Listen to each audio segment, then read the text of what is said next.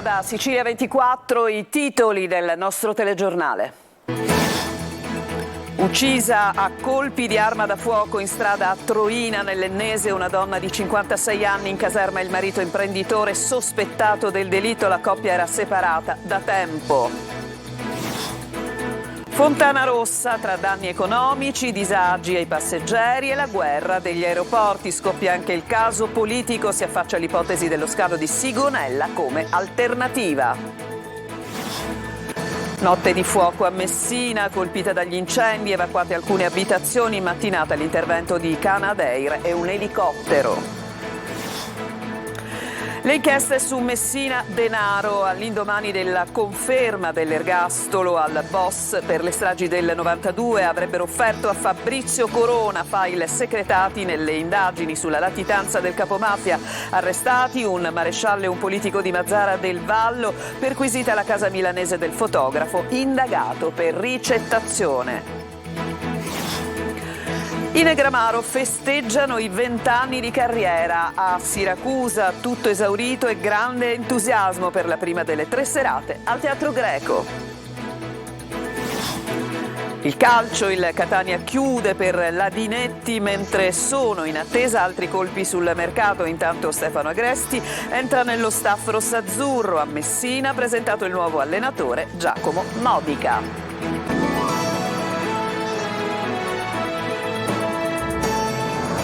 Ancora ben trovati dal nostro telegiornale, che apriamo con una notizia che è arrivata da poco in redazione. A Troina, siamo in provincia di Enna, una donna di 56 anni è stata uccisa in strada a colpi di arma da fuoco. La vittima è Mariella Marino, il marito sospettato del delitto si chiama Maurizio Impellizzeri ed è stato portato in caserma, nella caserma dei Carabinieri per l'interrogatorio.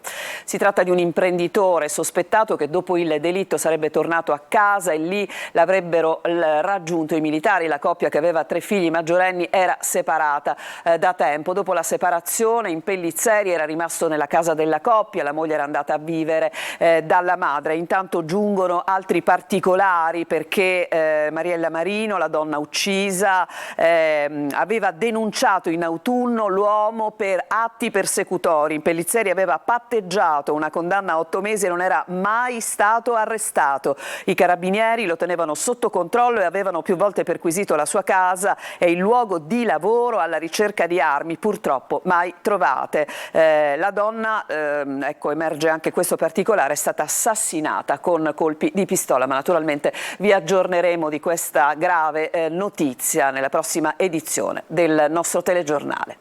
E adesso Fontanarossa, è davvero un caso. Si parla di ingenti danni economici, disagi ai passeggeri, disinformazione.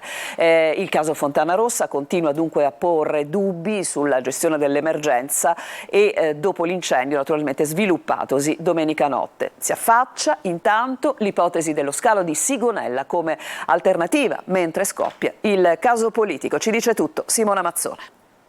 Gli strascichi del caso Fontanarossa non ancora risolto si stanno abbattendo su 39.000 passeggeri al giorno, circa 500.000 complessivamente, considerando anche i voli successivi. E già si fa la conta dei danni, che sono ingenti: voli persi, notti negli alberghi, trasferimenti e non solo, perché i costi dei biglietti da e per la Sicilia, già alle stelle, sono aumentati oltremodo. Laconici comunicati informano i passeggeri disorientati che non hanno informazioni chiare e che chiamano i numeri dello Scalet Neo senza risposta, come testimoniano le numerose segnalazioni arrivate in redazione.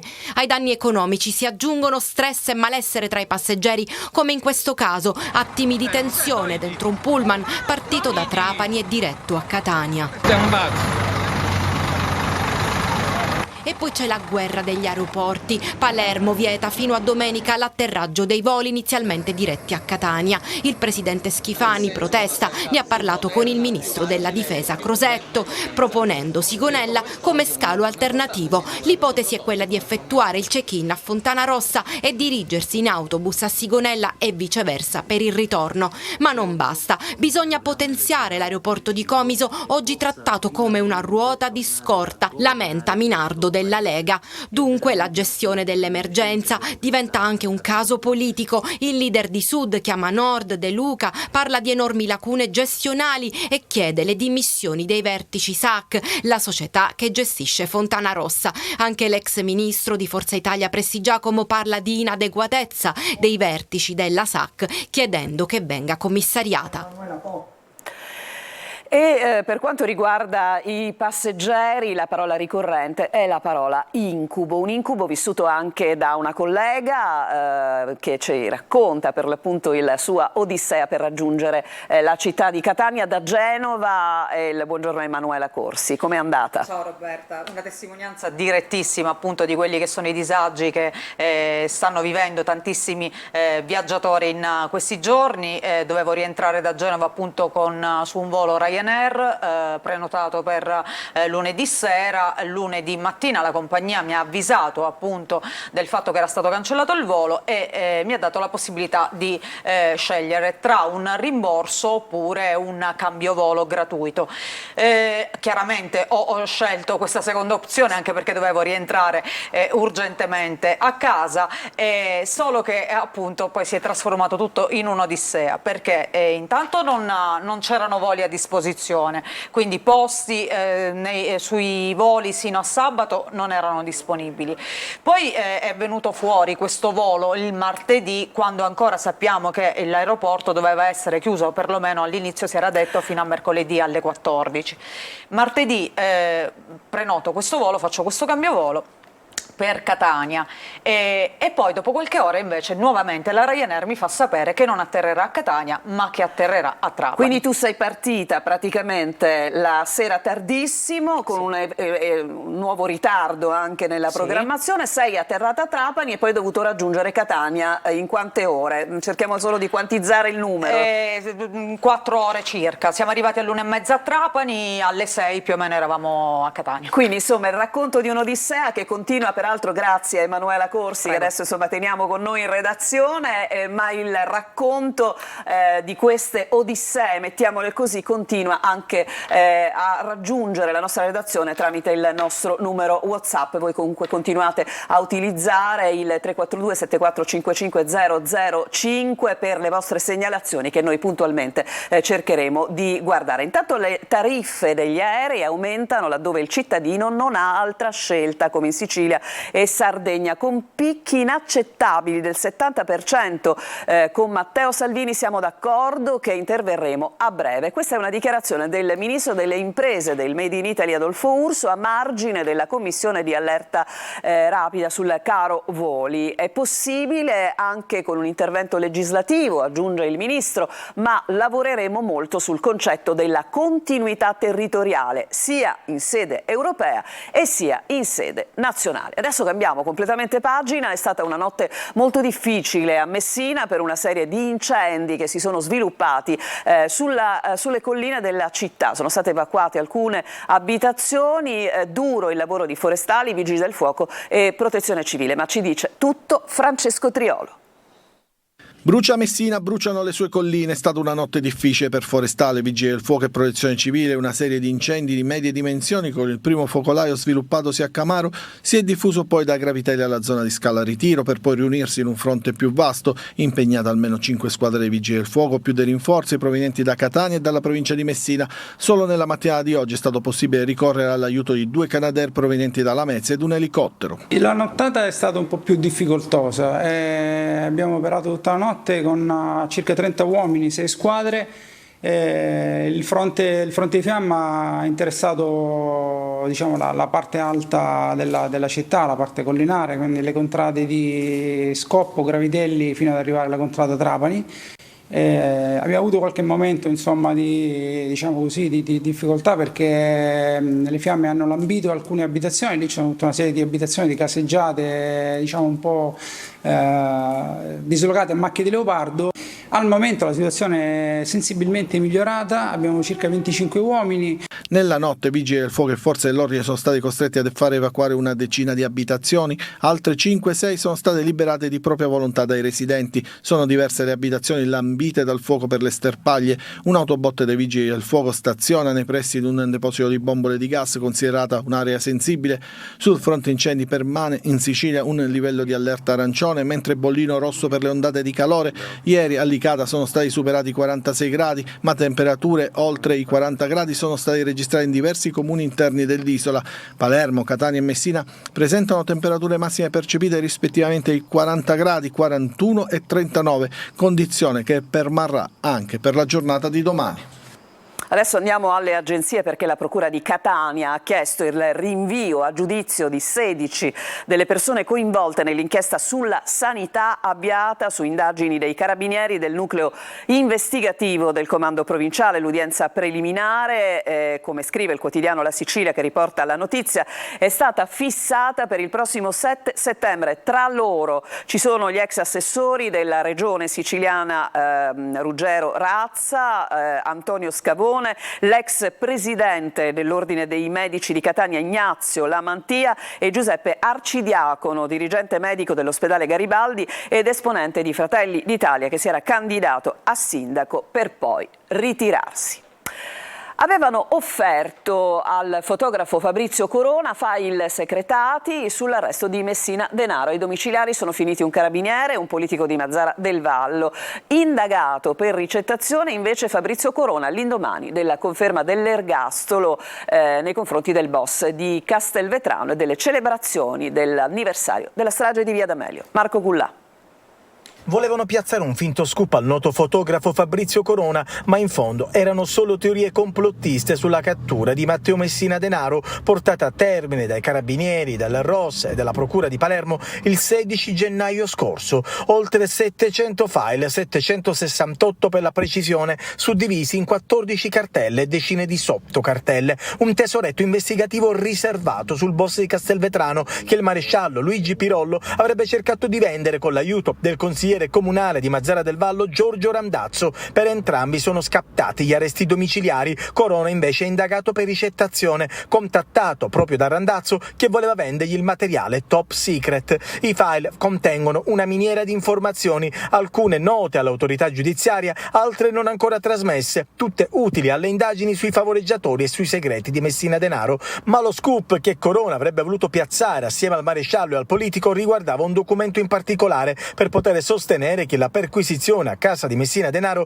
era stata fatta in ritardo e che magari il covo era stato svuotato. Ovviamente una fake news. Gli arresti arrivano all'indomani delle celebrazioni del 19 luglio e della sentenza della Corte d'Assise di Caltanissetta che ha confermato l'ergastolo per Messina Denaro, accusato di essere stato uno dei mandanti delle stragi di Capaci e Via D'Amelio. E come vediamo dalle immagini, la fiaccolata serale ha chiuso le manifestazioni del 19 luglio, fiaccolata in cui doveva anche essere presente la premier Giorgia Meloni, assente ufficialmente per motivi di ordine pubblico. E quelle che vi mostriamo fra poco sono delle immagini amatoriali girate a bordo del motopesca Orizzonte, mitragliato in acque internazionali da una motovedetta libica. Come potete vedere sono molteplici fori che hanno colpito l'imbarcazione. L'episodio è avvenuto martedì mattina, poco dopo le 6, a 94 miglia a nord di Misurata. L'equipaggio era impegnato in una battuta di pesca di gamberi in una zona che la Libia rivendica come di sua esclusiva competenza, ma collocata in acque internazionali. 6 componenti dell'equipaggio sono rimasti illesi, ma l'imbarcazione sarebbe rimasta per ore ingovernabile a causa dei danni subiti soprattutto al timone. Una nave della Marina Militare italiana ha poi raggiunto l'orizzonte dopo che un elicottero aveva sorvolato la zona. In ricognizione nel pomeriggio la motonave ha cominciato il suo rientro in Italia, approdata ieri nel porto di Siracusa. Intanto la squadra mobile ha eseguito l'arresto in flagranza di reato di uno dei componenti dell'equipaggio, un uomo egiziano, per reingresso illegale a seguito di respingimento. Ed è di un morto e un ferito grave il bilancio di un incidente avvenuto la notte scorsa in piazza Galatea a Catania. Una moto di grossa cilindrata con 2 uomini a bordo si è schiantata contro la rotonda spartitraffico proprio nel luogo che vedete nelle immagini a causa dell'alta velocità. Ad avere la peggio è stato il passeggero, un trentenne, che nell'impatto è stato sbalzato ed ha perso la vita. Inutili tentativi di rianimarlo dal personale del 118 giunto sul posto. Il conducente della moto, un giovane di 19 anni, è ricoverato in gravi condizioni all'ospedale Cannizzaro di Catania. 6 assalti compiuti con la tecnica della spaccata, 5 dei quali andati a segno, e 3 furti in 2 scuole nell'ex pretura di Adrano. Nel catanese sono i reati che sarebbero stati commessi dall'1 marzo al 6 aprile da 8 presunti appartenenti a una banda sgominata dalla polizia, accusati di furto. In carcere sono finiti in 7, mentre uno è finito agli arresti domiciliari. Adesso c'è una pausa, ritorniamo tra poco.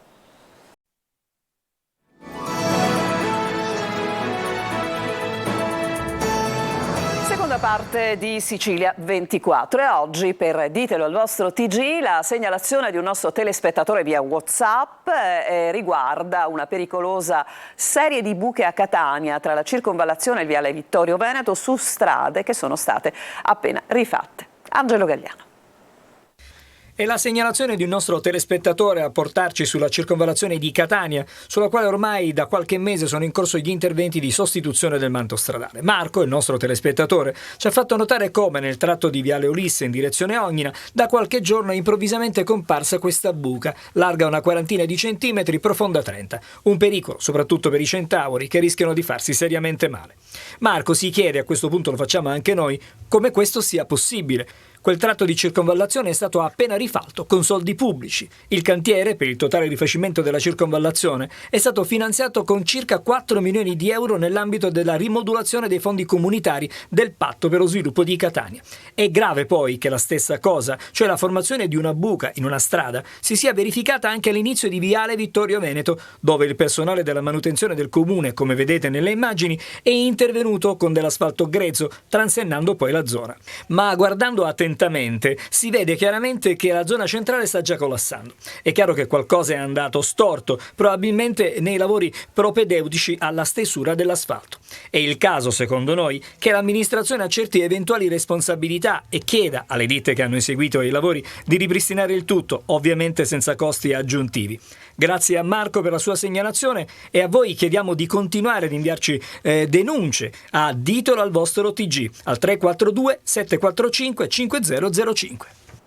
Adesso vi portiamo a bordo di una pattuglia della Polizia Stradale. Abbiamo documentato così una mattinata di controlli sulla tangenziale di Catania. Orazio Longo. Si può vedere qui che praticamente gli asterischi vanno a completare la barra. Ok, perfetto. Ci sottoponiamo anche noi al controllo dell'etilometro. Estate è tempo di spostamenti, di vacanze, di grandi flussi di traffico per le strade che richiamano gli automobilisti a una guida ancora più attenta. Ospiti a bordo di una pattuglia della Polizia Stradale, documentiamo una mattinata di controlli alla tangenziale di Catania. Questa è una vera e propria postazione di lavoro. Nella fattispecie stiamo controllando la persona che è stata fermata poc'anzi. La pattuglia è in grado di interrogare col tablet la banca dati del Ministero dell'Interno per capire se è a carico della persona controllata vi siano dei provvedimenti in corso. Eccoli i dati in merito alle violazioni del codice della strada contestate nell'ultimo anno dalla Polstrada di Catania. Uno sguardo puntato ai limiti di velocità, ma a saltare all'occhio è il numero di quasi 1000 verbali per assenza di copertura assicurativa. Dovuto spesso alla negligenza dell'utente, a volte anche a delle truffe che l'utente, perché è capitato più volte di controllare delle persone con un contratto, con un contrassegno di copertura assicurativa, ma che magari hanno stipulato presso dei siti online che fanno queste attività fraudolente. Ma non basta, tra i numerosi illeciti rilevati c'è anche quello della manipolazione del cronotachigrafo digitale per i mezzi pesanti. In maniera che la loro carta del conducente viene sostituita da un'altra carta del conducente, così effettivamente risulta che hanno fruito delle ore di riposo quando effettivamente non lo hanno fatto. Immaginate voi un complesso veicolare senza controllo per un colpo di sonno del conducente o altro. Adesso la musica, la grande musica con i Negramaro che festeggiano i 20 anni di carriera e lo hanno fatto proprio a Siracusa. Sentiamo il servizio di Emanuela Corsi.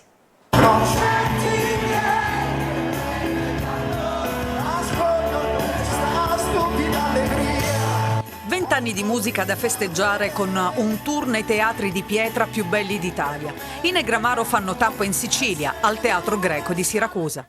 Essere in Sicilia, essere a Siracusa, essere in questo posto magico non è solo il caldo e l'aria afosa a togliermi l'ossigeno, è proprio siete voi e l'emozione. Grazie a tutti, davvero di cuore. Giuliano, Andro, Lele, Ermanno, Danilo e Pupillo. 6 amici che, partiti da una cantina del Salento, sono arrivati ai più grandi palcoscenici nazionali e internazionali.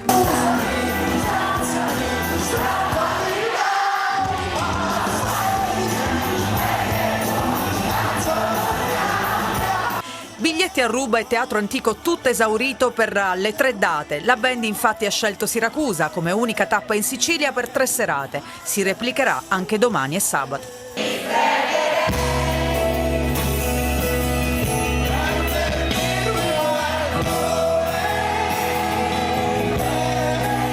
Durante la serata la band ha dedicato un momento al tema della violenza sulle donne, che ha visto la partecipazione di tutto il pubblico presente. Questa canzone è dedicata a tutte le donne che devono proteggersi da stronzi come noi. L'estate musicale in Sicilia, soprattutto al Teatro Greco, non finisce qui. Sicilia bella mia, Sicilia bella.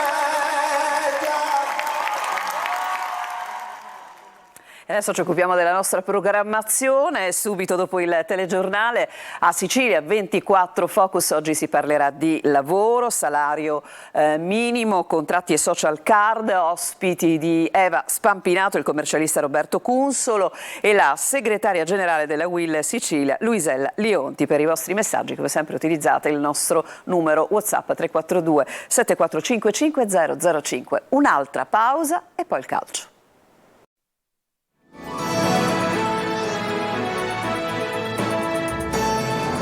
Il calcio in chiusura con il Catania che ha chiuso per la Dinetti e ha in serbo altri colpi in arrivo. Intanto Tabbiani potrà contare su un uomo di esperienza nello staff. Si tratta di Stefano Agresti, nella carriera, a secondo di Zaccheroni, in varie esperienze in Italia e all'estero. Marco Carli.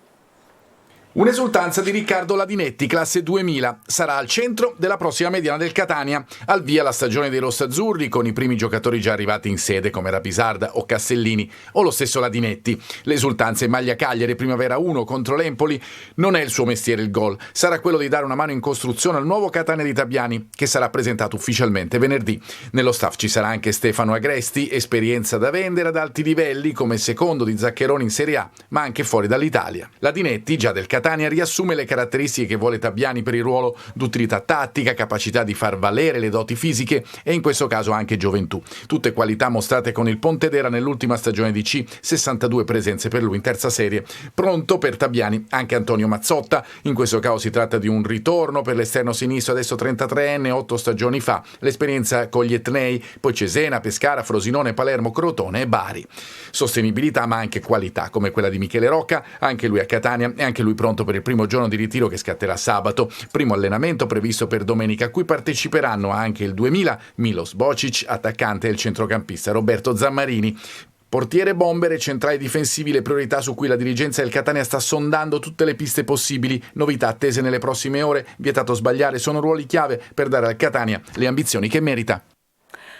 Il nuovo tecnico del Messina, Giacomo Modica, è stato presentato alla stampa, con lui presente il direttore sportivo Domenico Roma. Senti i club organizzati. Sergio Colosi. Il Messina di Sciotto riparte da Giacomo Modica e Domenico Roma, entrambi super motivati. L'allenatore ritrova la Serie C dopo campionati anonimi. Il direttore sportivo è una scommessa per la categoria. Sul fronte mercato tante trattative, ma di ufficiale soltanto gli arrivi del difensore Vincenzo Polito dal Potenza e dell'attaccante Michele Mausso dal Picerno. Accordo raggiunto anche con il centrale difensivo del Taranto Marco Manetta e con l'esterno destro Damiano Lia. Modica, dopo un triennio da capitano negli anni 80 e in panchina nel 2018 in Serie D nel primo anno di Sciotto, e alla sua terza esperienza in riva allo Stretto. Nutro un grande affetto, una grande stima per questi colori, per questa gente che tuttora continua ad amare il Messina in maniera da follia pura. Ci sono ancora almeno 5 capi tifosi di quando c'ero io, quindi è una cosa molto bella, mi emoziona molto e vorrei essere d'aiuto a dare un mio contributo sostanzioso. Dal 23 luglio ritiro a San Giovanni in Fiore fino al 6 agosto. Ci saranno i giocatori sotto contratto, da Kragel a Ragusa, da Ferrara al portiere Fumagalli, ma la sensazione è che il Messina rimarrà un cantiere aperto per diverse settimane, secondo le abitudini consolidate del suo presidente. E con questo servizio si chiude. Sicilia 24, prossima edizione in onda alle ore 19. Vi lascio adesso con Sicilia 24 Focus e con la collega Eva Spampinato. A tutti un buon proseguimento di giornata.